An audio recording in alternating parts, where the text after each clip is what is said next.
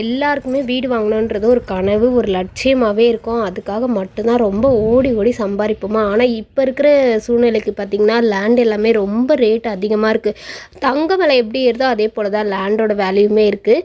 நம்ம வீட்டு பக்கத்துலலாம் பார்த்திங்கன்னா நிறைய வந்து இது போல் பில்டப் வீடு கட்டிகிட்ருக்காங்க. ஸோ எல்லாமே இந்த மாதிரி மாடலில் தான் வரும். கீழே வந்து டபுள் பெட்ரூம், ஒரு கிச்சனு, ஒரு ஹாலு அந்த மாதிரி வரும். ஸோ கனவு இல்லம் அப்படின்னு சொல்லுவோம் இல்லையா.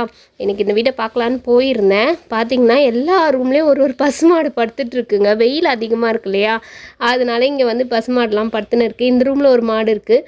எப்போவுமே பெட்ரூமில் வந்து அட்டாச்சாக பாத்ரூம் கொடுத்துருவாங்களா, இங்கேயும் ஒரு பாத்ரூம் இருக்குது. அப்படியே பார்த்துட்டு இது வந்து இன்னும் முடியல, ஃபினிஷ் ஆகலை. இப்போ வந்து கஸ்டமர் வந்து இது ஓகேன்னாங்கன்னா அவங்க சூஸ் பண்ணுற பெயிண்ட் கலர் அதுக்கேற்ற மாதிரி இதெல்லாம் ரெடி பண்ணுவாங்க போல்.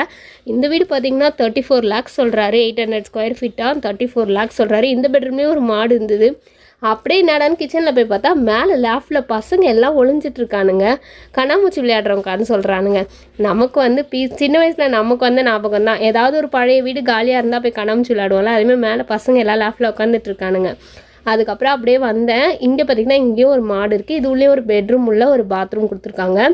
ஸோ நம்மளை சுற்றி இந்த வீடு ஏரியாலாம் இந்த மாதிரி பச்சை பசேல்னு அழகாக இருக்கும்போது நம்ம வந்து இப்போலாம் என்ன எல்லாரும் லோன் போட்டு ஒரு வீட்டை வாங்கிடுறாங்க. ஆனால் அந்த லோன் கட்டுறது தான் ரொம்ப கஷ்டமாக இருக்குது ஃப்ரெண்ட்ஸ்.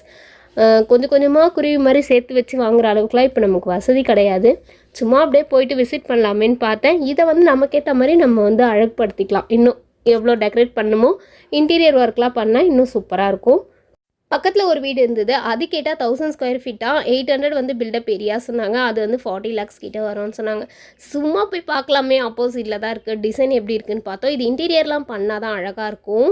அதனால் சும்மா பார்த்துட்டு அப்படியே உங்களுக்கும் அதை ஷேர் பண்ணியிருக்கேன்.